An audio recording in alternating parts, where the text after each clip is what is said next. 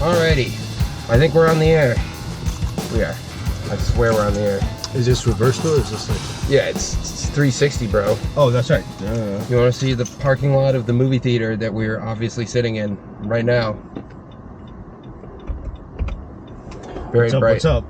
We just saw the fucking Northman, and we thought instead of fucking going back to a stuffy old podcast studio, why not hang out in the car and just give you the fresh take. Obviously very fresh. Definitely hasn't been a couple days since we saw it. Definitely not. Yeah. Definitely real movie theater parking lot and a real fresh take.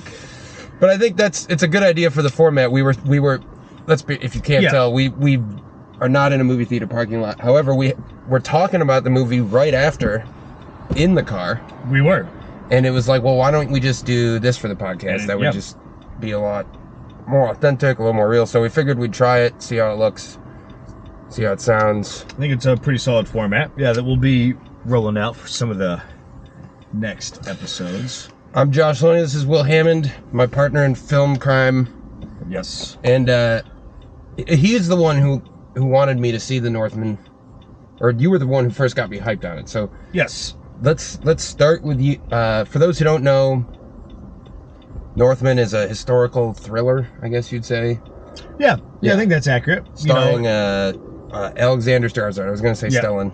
Alexander. Which Skarsgaard? Yeah, one of the Skarsgårds. One of them. Alexander, Nicole Kidman as his mother, Ethan Hawke as his father. Yes. And I have no idea who played his uncle. He's some Finnish actor. Klaus Bang, C-L-A-E-S-B-A-N-G. And what's he been in? I am totally unfamiliar. I would say I'm not sure, but he was really good as Fjolnir. Yeah, he was probably the best actor in the film. And honestly, there's a chance that I butcher some of these characters' names in this movie. So there's a solid chance that I may just end up referring to the person in the movie as the actor, as opposed to the character's That's usually name. what I do anyway, because I can never remember I can never actually remember the names of the fucking. So yeah, so I think it's a historical thriller. It's based off of the folktale of Amleth, right? It's sort of like the loose adaptation of that, and it is fucking brutal. That's the first thing I'll say out of the gate. That like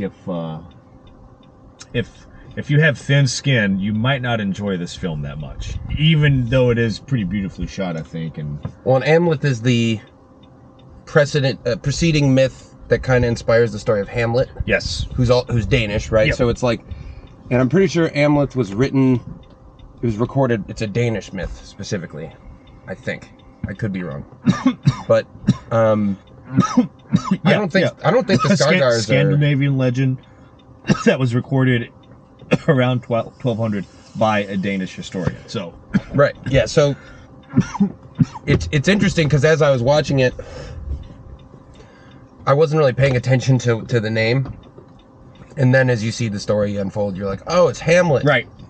Got it. Gee. And it's directed by Robert Eggers, which is the main reason I saw it. Same. I mean, that's the main reason why my interest was initially piqued into it, because I was a fan of The Witch. I really, really liked the Lighthouse as well. Did you see either of those in theaters? No, I did not. I didn't see either of them either. So this is kind of my interest was I wanted to see one of his films in theaters.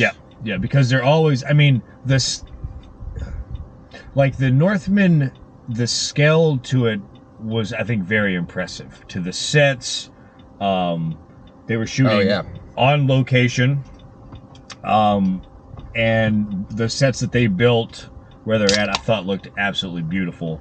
Cheers, by the way. Cheers, man. Perfect setting for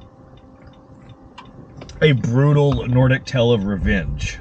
Right, and I thought that, Robert Eggers is an interesting filmmaker, and kind of the evaluation of any film. Hold on, for one, check out that spiral. Very nice, very classy, bluntly rolled. We keep it classy here at Bit Cinema.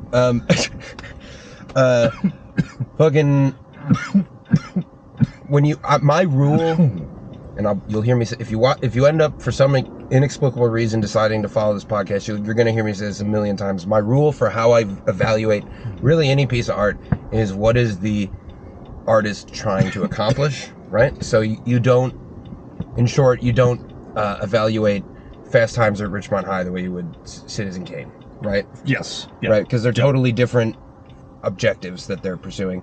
So like, this is an interesting and difficult to parse film, because if only because Eggers is really trying to kind of skate this thin line between Spielberg and Kubrick. You know what I mean? Mm-hmm. So it's like, okay, as a Spielbergian mainstream historical action movie, this is an A+. And in pretty much every way, right? I don't really think there are any flaws in the production design, in the acting, in the action sequences. Right. It's extremely well crafted in all of... Right. And you knew that was going to be the case. Right. Going in, though, right? So, the next question... Do I have my blinker on? Oh, I did. Nice. The next question, though, becomes, hey, what's with all these little surreal touches?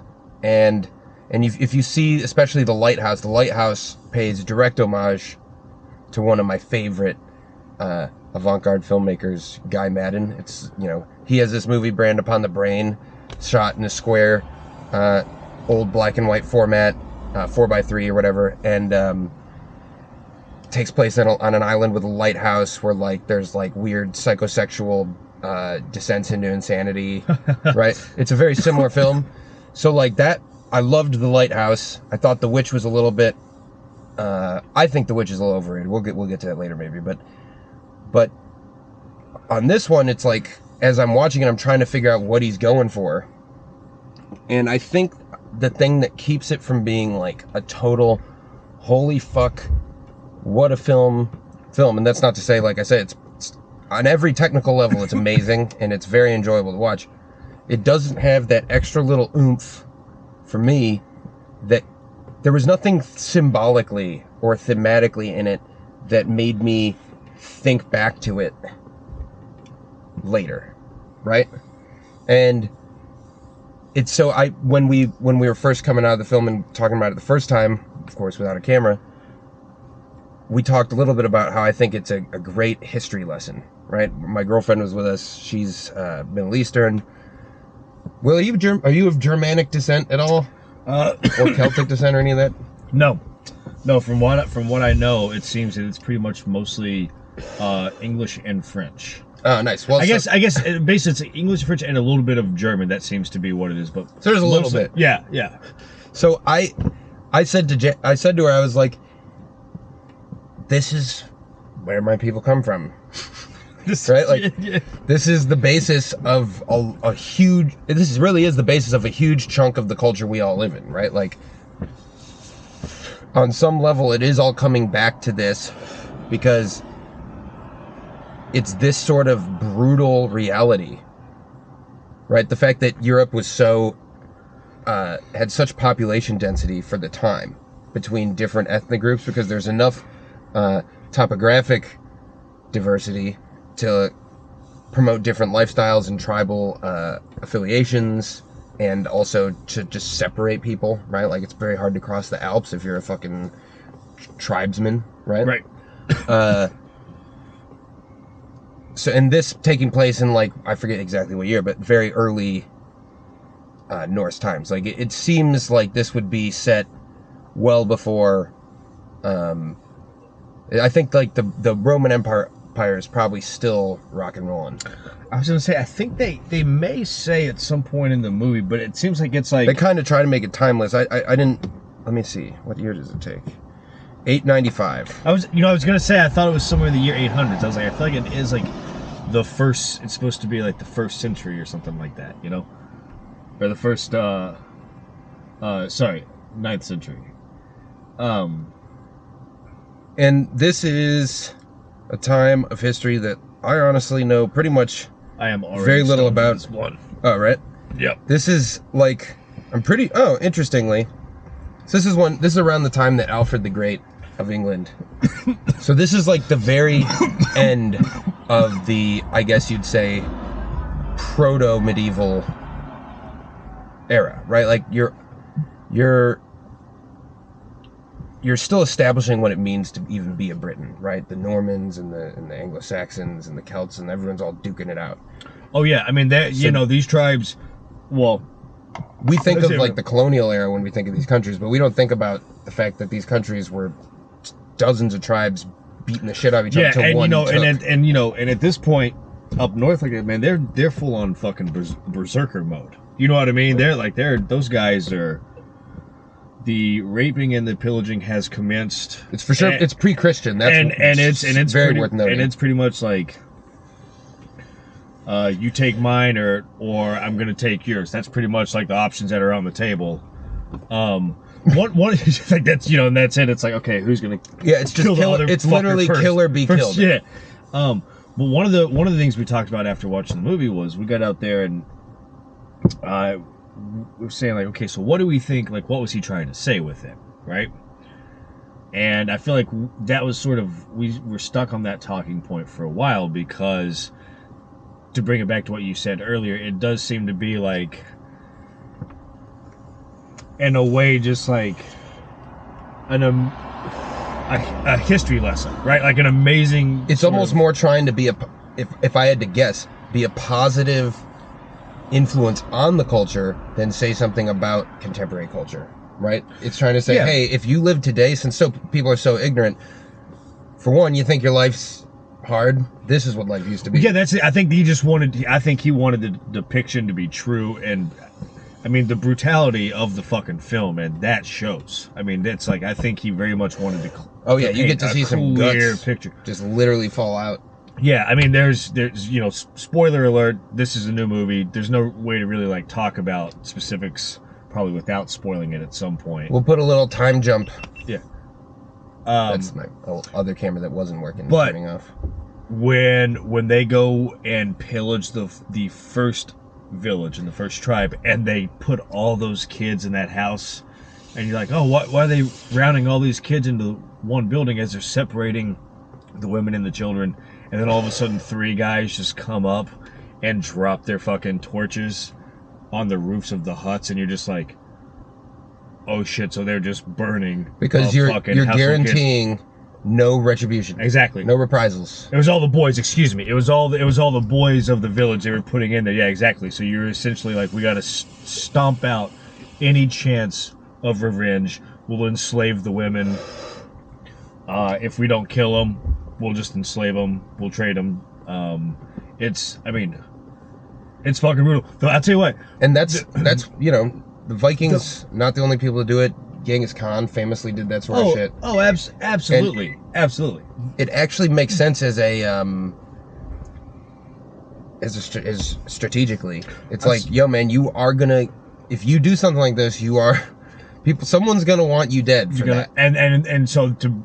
And that is the motivation of Alexander Skarsgård's character in this movie. Avengers of his father's death. Yeah, the classic mythos. Yep. He escapes when his uncle kills his father. And he returns, you know, roughly about 20 years later, if you will, as a slave in the trade, and yeah, they don't make it clear how much later, which is interesting. They just say later, or years later. Years later. They don't say how many, which I thought was interesting. So one thing, when we watched it in the theater, because, okay, full disclosure, the first time that I watched the movie, I actually rented it on my what is now a massive television. Yeah, we rented it early access on bragging demand. about his massive television. got to compensating. Got to drop it in there. And then Josh and I would sit in the theater. Was it better in theaters or on the television? Honestly, it was. I think it was better in the theater for this one specifically. I'm looking for a cigarette, but apparently the guy who was sitting a row, I think he was like a row below us and a few seats over, but he was the closest person to us in the theater. The amount of times I was totally not paying attention to I don't this. know if you could hear him because I was the closest one to him. There were at least 4 times in that movie where I heard him go, "Oh my god," or just go, "Oh," you know. And like even just in my peripheral vision, I could see like his shoulders sort of like wince up, you know. And I was just like, man, the Eggers was very effective at at depicting it, and I think it's probably pretty realistic, but extremely fucking graphic way. I mean, you feel that shit when you watch it. They don't pull any punches at all in the movie. He does not pull any punches whatsoever. Well, and yeah, one reason I compared him to Spielberg is that there's Saving Private Ryan is something I always think of when I see a man's guts eviscerated, because I think that's the first ever movie I saw. Defenestration is throwing a man out a window. What is it to? It's disembowelment, I guess. Yeah. Yeah. The first time I actually saw disembowelment in a movie was Saving Private Ryan, right? Right, where you're just like, oh, fuck. And you just see this guy holding his guts, screaming, "Mama!" Yeah. Right, and I can still see it. And like, I think that's a great movie. I think it's also, though, a film that is like, this is a good history lesson action film. Right. You know okay. what I mean? Yeah. So like it's pretty accurately done. It's more about letting you know what Grandpa had to deal with. Right, but it is. You know what I mean? Yeah, but it's like technically a fictional. But like, what's Saving Private Ryan saying about warfare? I don't know, that you do the job when you're called. Sick message, man. I mean, like, no one's ever made that message before. So like, yeah, might as well get some extra ventilation. I got the full power moonroof. This man, he got the full package. You know, right here, he's got the full package. I got the moonroof. I can ash this way. Got the seat warmers on. He's got them fancy lights up front. Oh, do you have your seat warmer on? No, hell no, I don't. I definitely don't want it on. Oh, okay. It is the summer, you know. But point is like, it was kind of like, okay, for me, if I was going to be showing this movie to someone, it would be kind of in the same vein as I'd show them Saving Private Ryan, where it's like, this is a really fun, well-made movie. It's not quite as good as Saving Private Ryan, but fucking, it's pretty close on a technical level. I would say that just the final action scene of Saving Private Ryan is like one of the top 5 action scenes of all time. Right. Whereas there's nothing in this that I would say was like the best action scene of all time. Although I will say I thought that it was probably the best portrayal of Vikings in film. Yes. In terms of historical accuracy. I think so. Okay. All right. I was going to say that. I totally agree with you on that. And I also like, just technically, as we said earlier, I think it was proficient across the board. I mean, it was really, really good all the way around. But I don't think that the movie sticks with me the way that maybe The Witch or The Lighthouse certainly would. Well, those are more horror movies. Do you think that may be part of it, or do you mean it in a different sense? Absolutely could be, because that was the thing. Like, so before the Northman came out, and before I watched it, I didn't know that much about it. I knew it was going to involve Vikings, and that was pretty much it. But I had read quite a few articles online where people were speculating if it was actually going to be a horror movie, if it was going to be sort of like a historical drama, or more of a thriller, you know. And yeah, and it does have it's definitely unnerving elements. It's not a horror movie, okay? No. You know, like The Witch, or even like, you know, The Lighthouse, even if it's very surreal, as well. It's. Well, The Lighthouse, I mean, I think it's pretty much for sure it counts as horror, but that's it's because a revenge movie. That's sort of like what I would just call it. I mean, I think like Old Boy or something. Yeah, it is. It is. It's a film about revenge. Yes. And he's you know, he's just like, he's coming to avenge his father, and then the way whenever he finally reveals himself to Nicole Kidman, who hasn't recognized him, because he's just like a fucking hulking brute at this point, you know, who's a slave. You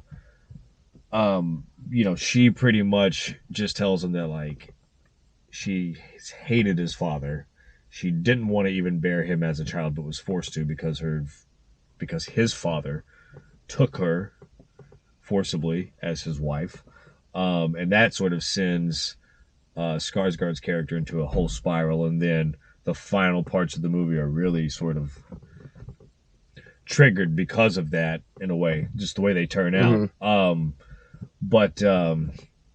I thought that the analysis of revenge, right, and doing it through a sort of proto-European Jungian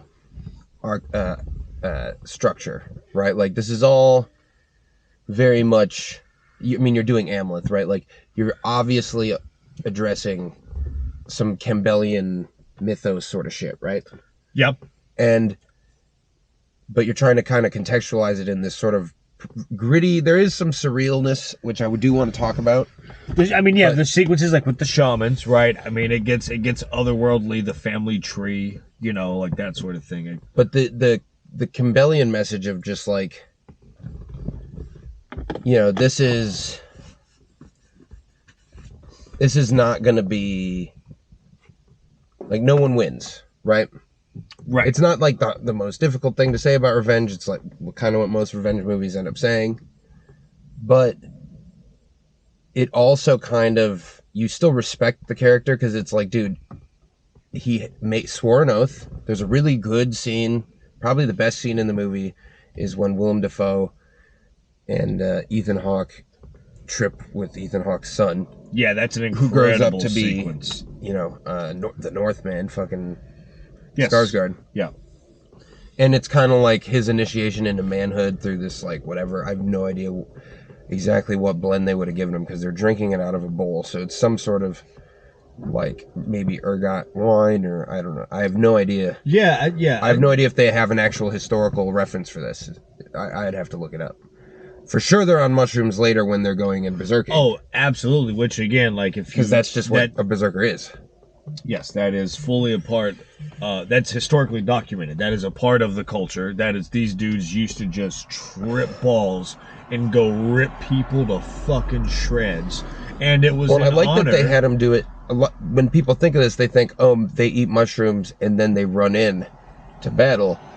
But tripping balls. But it's a little bit more actually portrayed in the film, which I assume it just seems more accurate to me. I haven't looked into the berserkers too much. It's like how they trip during the ceremony. They trip during the ceremony before to erase their fear of death and bring out their animal. Yeah. And so the man is gone essentially until after the battle. And right. Which is also kind of this way to not only are you eliminating fear, but you're kind of also trying to eliminate guilt preemptively because it's the animal who's doing it. You didn't do it. Yeah, absolutely. Yeah. And anyway, I thought that the way they handled it, and kind of the spoiler alert. This is spoiler alert number 2. Fucking the way that it turns around. And Nicole Kidman reveals that, like, she wanted his father dead because he was an asshole brute. Yeah. Of a warrior king, and his brother was a much kinder, more civil man, but of course this is what costs his brother the kingdom, right? Yep. So it's like, so they run to Iceland. This is where I think that there's an obvious comment about society today. It's like, okay, the new world, this is like a new world to them. So there's this, it's like symbolically what America was as well, right? And it's just a wasteland. No one wants to even be there, but you'd rather be there than be just in the barbarian slayings, right? But he brings it with him because of this oath. And that's where your point of you can't really escape your past. So you can be so it's an interesting comment because this is the thing I think a lot of times with America, with the West, people forget and it's true with anything, but you look at all the bad and you forget about the good, or vice versa, you're going to have a very lopsided perspective. There obviously were high-minded individuals like his brother who came to try and make a much more peaceful and, like, civil existence. Yeah, he wants to be... but they still come from this place that has these morals, and you know that once he kills, spoiler alert 3, his nephew, right? And that basically now, in spite of the fact he's the more haunted one, he's going to try and kill him for sure. Once the Northman kills his nephew. Yes. Once he kills the son of... And so the king of Iceland, or whatever the fuck, Fjolnir, is that his name? Yes. He's going to swear an oath to, you know, get revenge on fucking whatever the Northman's real name is. And I actually have no idea what his character's name is. So I was gonna say, I'm actually like bringing up. So he is Amleth. So Skarsgård actually is Amleth in this story. That's right.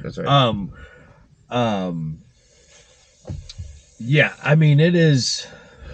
So, but I thought that was cool because he'd turn it around the whole time. He's felt he's on this righteous quest. Now he realizes that he's actually kind of the bad guy here. And he's also fallen in love too at this point in the movie. You know what I mean? Yes. As well. And so yeah, I think I think there's there's a bit of our main character is going through a bit of introspection here. You know what I mean? I think he's like he's feeling some things and he's realizing some things for the first time. And you have all these fuck the beeping. Beeping is bad. We're figuring it out on the fly right now. We're figuring it out. But it is going to be dope, though, once it's done. Oh, wait, but so... point is that there are these scenes throughout where, like, Bjork shows up as, like, I guess one of the Norns. She's I think, listed actually as the witch. She's the witch? Yeah. And then there's, like, a male witch that he comes across. Yep. And Willem Dafoe is kind of like this shaman. So there's all this shamanistic spiritual stuff throughout, right? And visions. And the woman he falls in love with is kind of a witch. Like, she ends up, like, I think making some sort of henbane, like, concoction or something. Or was it mushrooms? Did she find mushrooms? They found amanita muscaria mushrooms. So that's when she definitely has mushrooms and she douses, it's like the stew or something. I think it is like a stew. She makes what would have been known as a witch's brew. Right? They were all poisoned. They thought that they were seeing real things because they didn't understand. Some of them would just start killing themselves. They just start literally just tearing their own throats a fucking part. Because they're tripping balls on a very dangerous mushroom. Pretty fucking metal and pretty fucking epic. I mean, that's one of those sequences where, again, it's like, man, this is brutal as fuck, and this looks like pretty fucking this is the first. This is like the well. first film to ever depict that shit. No, it is, man. It's like, and again, it's definitely, I think, the best depiction of Vikings or Viking culture, like, in film. Because you don't really understand a culture unless you understand what it believes in, right? And so they did a good job, I think, of kind of including the religious beliefs, and kind of like there's a hilarious scene where they talk about like the Christians. Yes. God is a corpse nailed to a fucking... And it's like... And some of them just think that's the funniest fucking thing. They think it's terrifying. Yeah. Right? Like, they're like, that's disgusting. Why would your God be a dead man nailed to a cross? That's just like... Yeah, because to them, it's like... Nailed to a tree or whatever they said. To die is like you want to die by the sword. That's how you have an honorable death, is you get killed in the battlefield. Right. Well, and the thing there is that it kind of points out, like, your idea of what's barbaric and what's not is very contextual, right? And depends on actual understanding, right? Because they also don't understand the symbolism of Jesus Christ, right? It's not really an anti-Jesus statement. It's just more about cultural relativism, I suppose. Yes. Yeah, so... You mentioned it briefly before. I think one of the things that he might be saying in the movie, he might be putting forth, is the idea of not being able to escape your past. Represent. I get what. It just had to start a new file. And we're figuring it out. We got this. And so he ends up killing him. But spoiler alert. yeah, I mean, I think we already covered that. But he takes Nicole Kidman, and they become a sheep farmer. So they end up choosing this peaceful life, as you were saying earlier. And it does seem like the guy wanted to be a good guy, even if he was sort of brought up in a very brutal environment. So that's sort of like what he had to do, right? As, Well, it's not about good; it's about honor. Yeah, I mean, right? There you go. Yeah, the yeah. idea of good and evil isn't even really much of a question to any of these people. And yes, at this point, because of just the nature of what they are. Also, like people seem to forget that, like, you know, our moral understanding is very. But he chooses a peaceful life, an option, right? He chooses a peaceful route. Yes. Okay, I thought you meant. Yeah, gotcha. But even then, it's like, well, he also took part in some pretty heinous things along with his brother, Ethan Hawke. He killed his own brother, which is, you know, in it of itself is a special level of, I think, treachery in a way, if you want to put it that way. But well, that's what's cursed him. Exactly. And so this is that's what's cursed him. This is why I brought up the shamans. Is they basically say, even if you don't want to do this, you're fated to do it. You swore an oath, right? Right. This is what the Norns, the Queens of Fate, have decided, and that's the not escaping your fate thing you're talking about, right? Yeah. So, anyways, as you said, once he killed his brother, that was only. Sorry, I had to interject there because that kind of is where that came from. So basically, you know, he kills his brother, and even though he's chosen a peaceful life afterwards, after his kingdom's taken over by, they mentioned the king's name in the movie, he can't escape his past. So, you know, you see Amleth come back, and he's seeking vengeance for the death of his father, and even beyond the final showdown between Amleth and Finir, you know, Amleth basically just Fjolnir. Him. Fjolnir. He essentially it's not too hard. He just wreaks havoc on the entire farm. You know what I mean? He's like one, you know, he kills a couple friends of the son, and then all of a sudden, just like one by one, he just keeps murdering people, and they're finding them, and they can't figure out who's killing them, and he's slowly, well, and that's because he's slowly exacting his revenge. That's because of his lover/wife's request, I believe. Oh, absolutely. I'm pretty sure he wanted to he's just like, I'm just going to kill him and leave. And then she's like, no, we need to like torture these people psychologically. And yeah, then he's essentially like, this is, I think he says like, I'm going to like haunt them like a ghost or something like that. And so he proceeds. Does he say that or does she say? No, he says that. But is it her idea? But it's, I think that, I feel like it came off like it was her idea. I guess you've seen it twice. I think it's basically like she wants him to kill his uncle immediately, but he's like, no. It's not the right time yet. I'm gonna haunt him. And he's pretty much like, we'll know when the time is right. In a way, I'll know when the time is right. Oh but no, I'm gonna. Yeah, that's right. Because he's been told what the setting of him slaying his uncle will be. Yes. Which is a lake of fire. Yes. And I mean, and the way they tie it in with the volcano erupting is pretty fucking dope. I mean, so he's like, now it's time. And also, both a pretty epic, this is a hilarious thing to say right now, a pretty epic sword fight while both of them are butt-ass naked at the foot of a fucking volcano. Were they naked? Yeah, they were, man. Oh, that's right. Yeah, dude. Yeah, they both stripped naked. And I mean, it is a epic fucking duel. I mean, they throw down, but that whole sequence, it's like trying to be as primal as possible. Absolutely. Which, I mean, yes. You know. Yeah. Yes. Not a bad. So I not mean, a bad move. I mean, you know, it's epic. It's about 2 hours and 20 minutes. I think is pretty much about what the runtime is. I don't think it's long, but I think it could have even gone a little longer. Yeah, I don't think it doesn't drag. I think the pacing is very good in the film. And I like the way they set it up in chapters in the movie, you know, and it's pretty much just like, okay, it's very much like, like chapters in a book, right? You know what I mean? It was cool. I thought the pacing was great. I wouldn't have minded if it was a little bit longer. Well, because, dude, Eggers does his, like, fucking, this is how I end movies thing.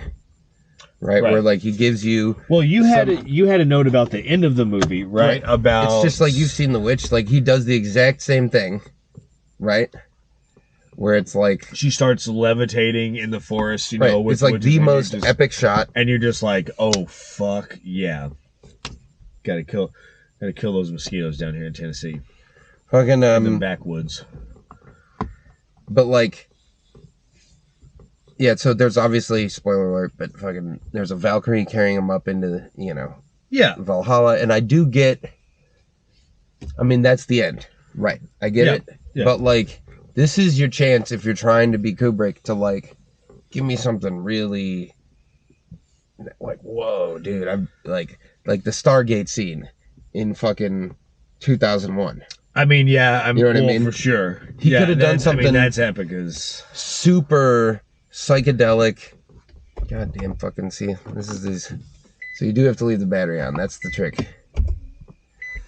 Honestly, maybe I should just run the car, but then you have the engine running. Anyway, we're figuring it out. If yeah. But basically, I think like him, like, dude, if he had just, this is kind of my same note about the Nick Cage movie, which, like, maybe I'm just an asshole, but this one just right. But like ending, it's just like, oh, you could have, oh man, you had me, right? Right. And I get the concept of leave him wanting more, and from a cynical perspective, like, it's the way wisest decision is to end it the way he did. No risks taken, right? Right. But, like, risks are what make a movie transcendent, right? So you don't get to be 2001 without taking this, like, bonkers fucking risk of, like, starting at the beginning of man and ending beyond the infinite, right? Like, it's just a outrageous idea, and if you fail, you're pretentious, but if you succeed, you're the greatest movie of all time. So, well, like, you know, maybe it's one when's of those... Eggers? I'm waiting for Eggers to swing the bat for a fucking home run like that. All the way. Like, when's he gonna just really take some huge risks? Because The Witch is all tense pacing.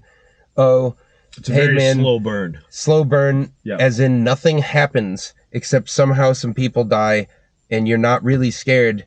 I was just kind of, like, bored by The Witch, to be honest. I was not impressed by The Witch. I like The Witch, but I understand the idea of people not enjoying, because I watched it again because I was like, maybe I missed something. You pretty much watch it for the final, what, 15 minutes maybe? Yeah, where Black Phillip is around and yeah, you know, that's all. That was fun. I think I just rewatched that, actually, is what happened, because I was like, wait, what? You know? But, like, the rest of it, it's just like, yeah, okay, none of this acting's that good, and I don't give a shit, and give me some fucking witches already. Well, you know, maybe, and, like, maybe if he had and then all you really gave me of witches is this one amazing, like, look, it isn't a great shot, but that's the only witching in the fucking movie called The Witch. I mean, it's an epic fucking way to just like, all right, and we're done. You know what I mean? And it's just like, on a technical level, I actually respect it very much. It's just, but it's like, it's very like, it's conceptually a good idea. This is why I compare him to Kubrick a little bit. Kubrick always, well, I thought maybe he was trying to be Kubrick. I'm not sure. But Kubrick, every movie has a different conceptual or structural idea that it doesn't have to do with the actual narrative plot, right? Like, it's how is this, or it does, but it's very fundamental. I mean, it doesn't have to do with the specifics of the plot, right? So it's like, I don't know, Full Metal Jacket is two plots, A plot, B plot. They're equally length, right? Right. Yeah. Whereas fucking 2001, as I said, takes place in three different like dimensions, essentially, and in technically four parts. And then fucking Eyes Wide Shut is a symmetrically done in terms of the locations. It's like A, B, C, D, C, B, A, right? Yeah. Every single Kubrick movie has something like that. The Shining I won't even go into because it's like an hour-long discussion in itself, right? That should be one that we do at some point. Such a good movie. Halloween, maybe. Fucking, but so, like, when you do that with The Witch, it's like, all right, I respect what you're going for. It's not my favorite thing. But, like, you know, it's a good way to make a career. You know, I'm not blaming him. Then he does The Lighthouse, and I'm stoked. Although then I rewatched it, and I will say the second time, it wasn't as good as the first time. Right? Okay, so, yeah. Because what you're looking for the second time is... You know what's coming. What did I miss? Right? And turns out all I missed was more of the stuff that was already obvious, if that makes sense. Like, it was more of the homoerotic, phallic stuff. Yeah. Yes, for sure. Which, like, it's look, a very man, phallic-y movie, that's for sure. But it's like, I don't know if he's not really pulling a Hitchcock where he's trying to fuck with me just because he thinks it's funny. I didn't get that exact vibe.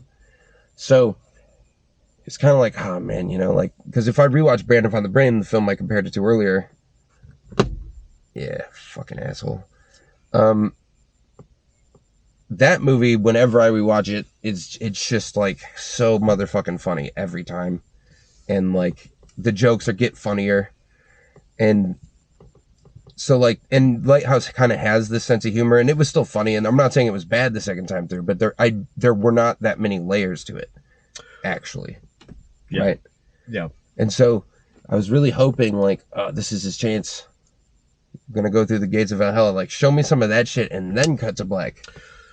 I was gonna say, yeah, so... Like, it could be totally abstract. Give me, like, 30 seconds of just total... If you would have given a bit more at the very end, then all of a sudden maybe it sticks with you a bit more. You know what I mean? Well, he just did the safest thing. He did the trick from The Witch. 100%. How do I end this?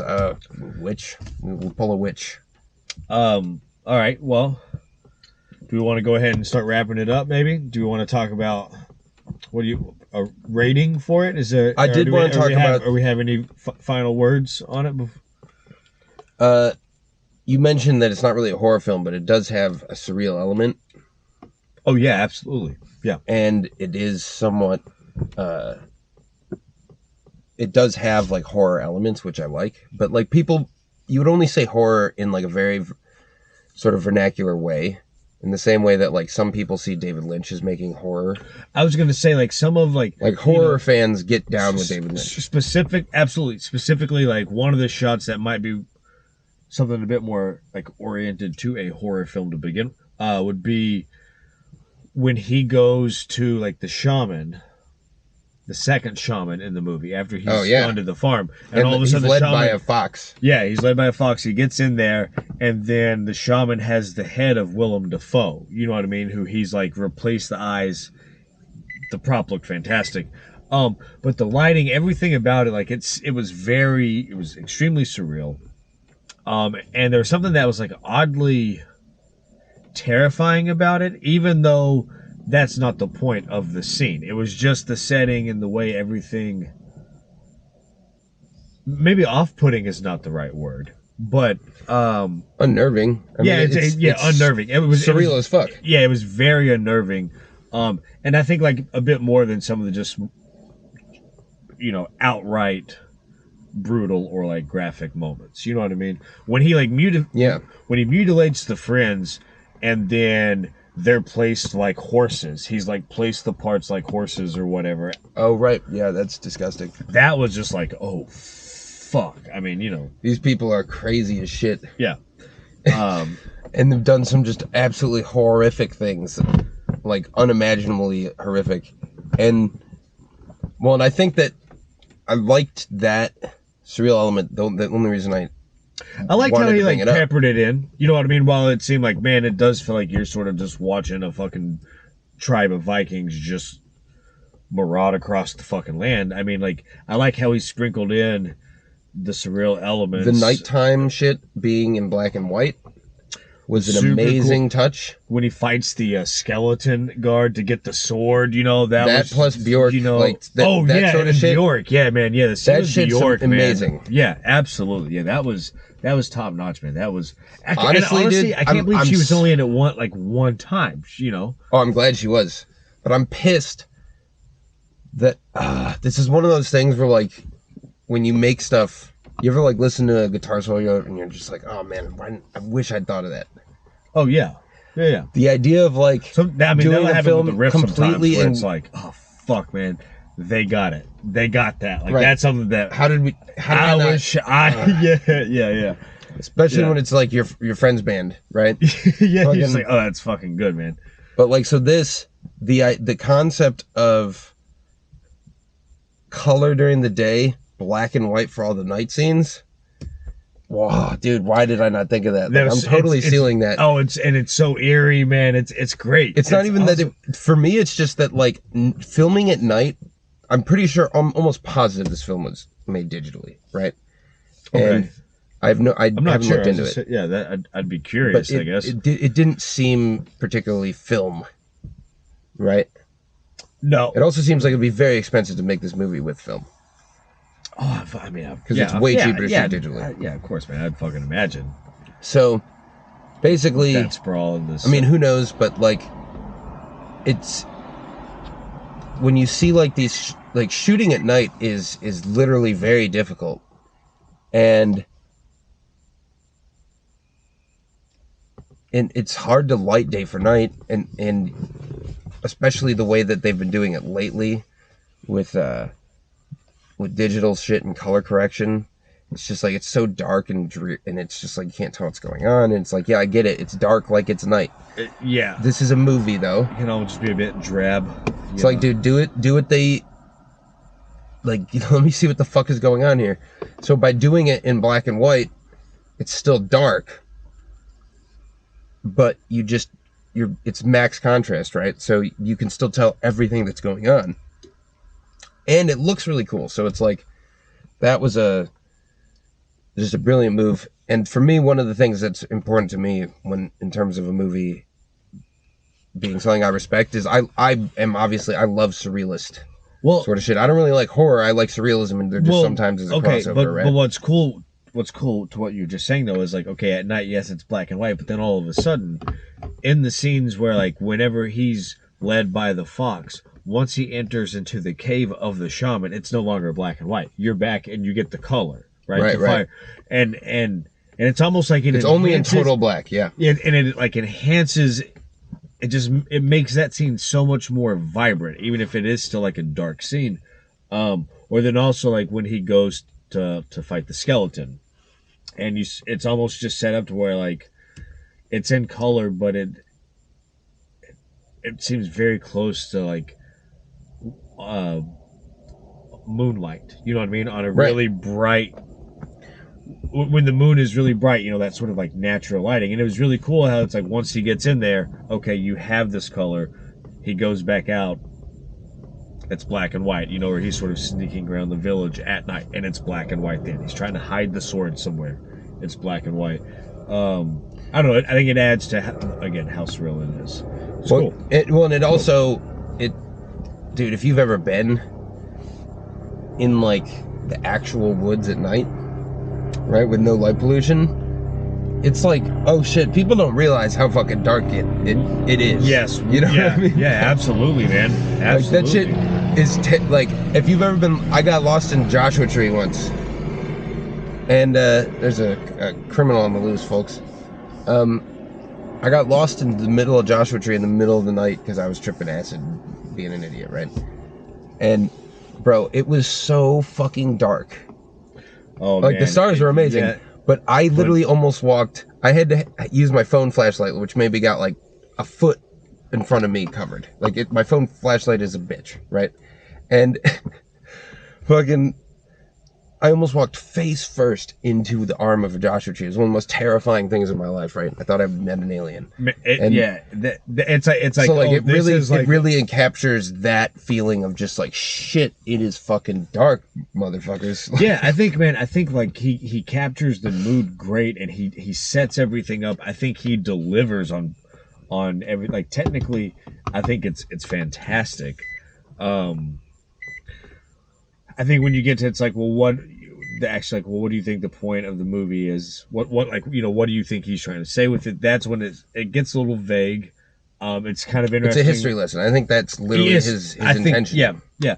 And that's cool. Which I think is fucking dope. And again, it's like, man, that's, I feel like, a pretty accurate portrayal to what is a brutal culture. I mean, that is, if you're Scandinavian descent, right? This movie makes Leo in The Revenant look like a total wuss.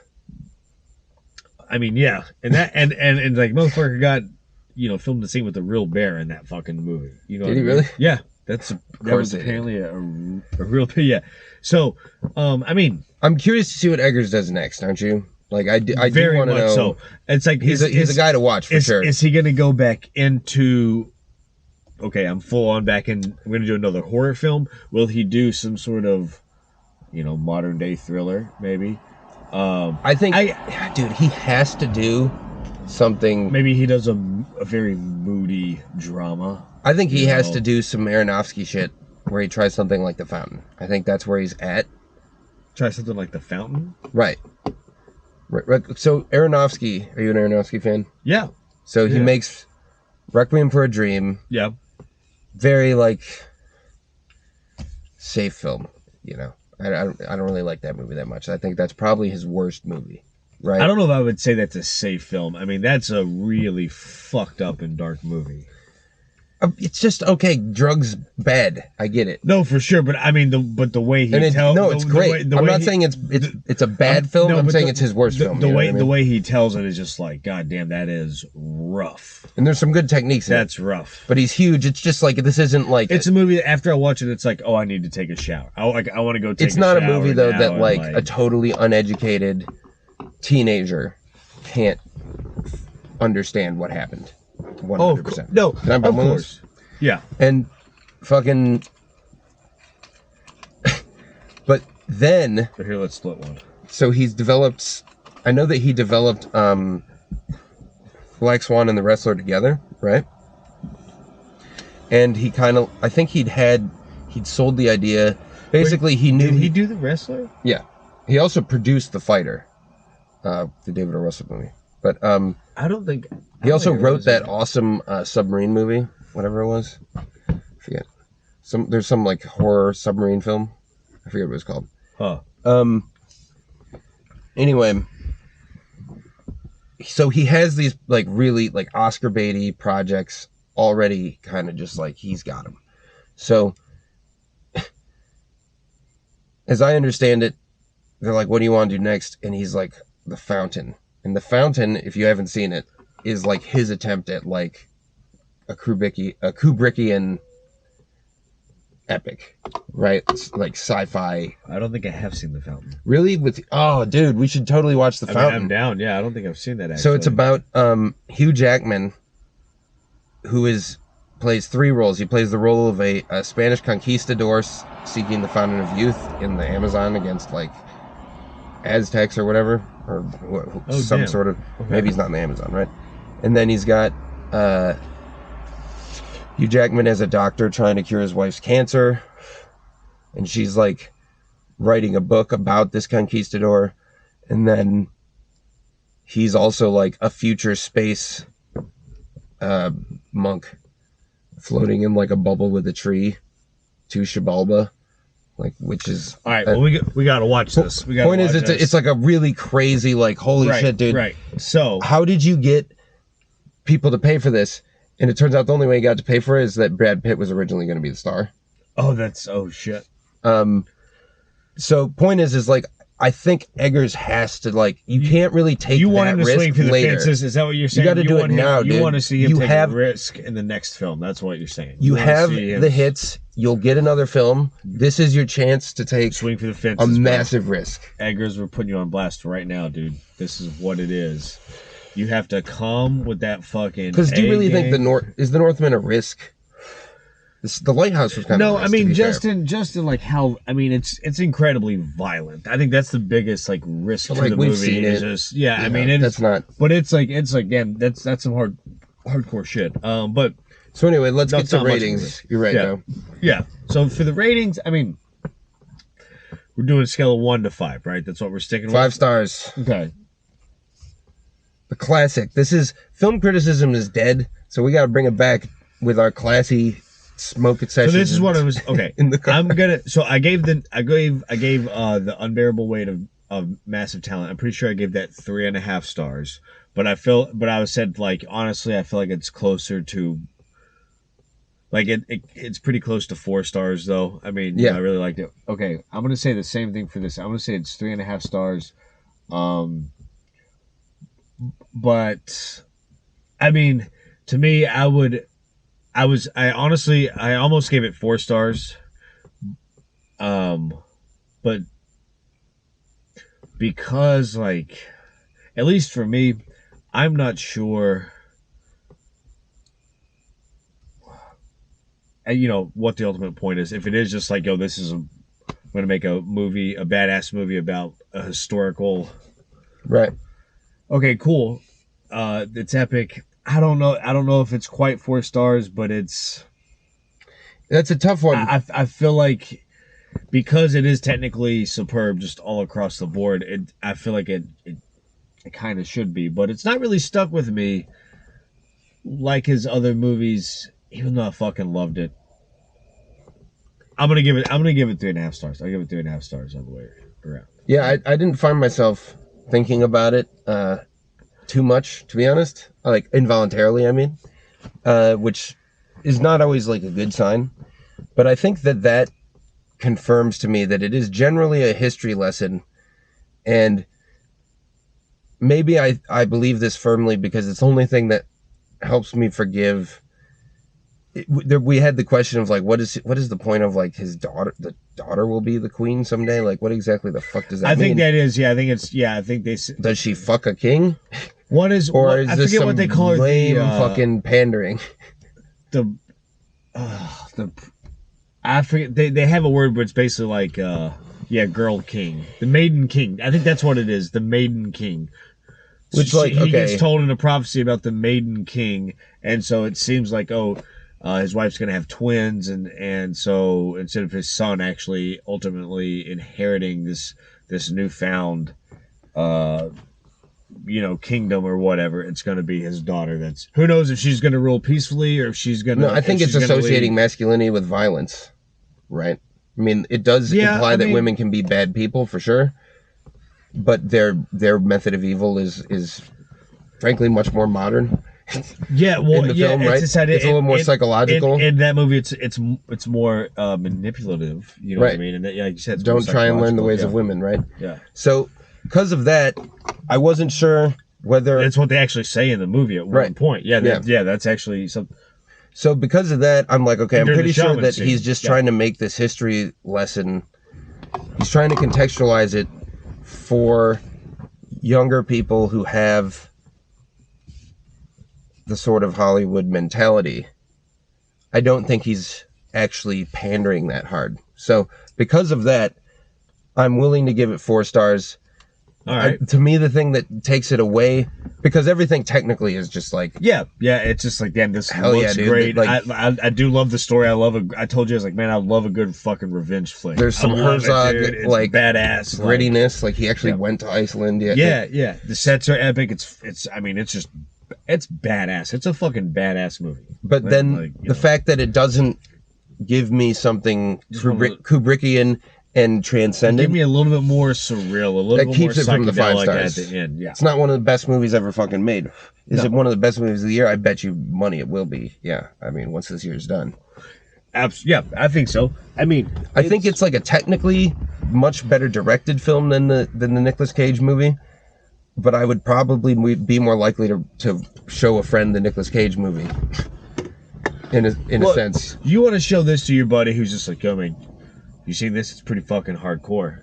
Like, I mean, it's pretty epic. It's pretty badass. Or if someone ever has any questions what I mean? about, like, why is, like, Western society so violent? It's like, oh, I don't know. Compare this to that and tell me we're still really violent. That's why. Yeah, I mean... Because we're trying to improve from that. Well, that's the thing is, like, yeah, I mean, that is... that's what those... We started at the bottom, now we're here. We're doing about, 800 years. Like, damn, they are all... but... Support your local movie theaters. Seriously, see this in theaters. Go check it out. Man, we... Ann and I actually went to see the Batman in the movie theater, and it was awesome because of the fact that when we went there, the theater was packed. It was great seeing everyone back out, and it was packed. Yeah, it was packed, man. I mean, the lines, the concession stands were backed up. I mean, and you just saw people coming in and out of multiple actual theaters. Like, it was good to see. I hope people go out and start seeing movies again because the theaters are so much better. It's such an experience, man. Yeah, it's awesome. It's great. Dune Part 2 when that comes out next year, man. We got a live stream. Watching it. Yeah, you guys are gonna see me break down in tears. Anyway, with that, thanks for watching our stupid show. That's and we'll see you at the next one. Peace.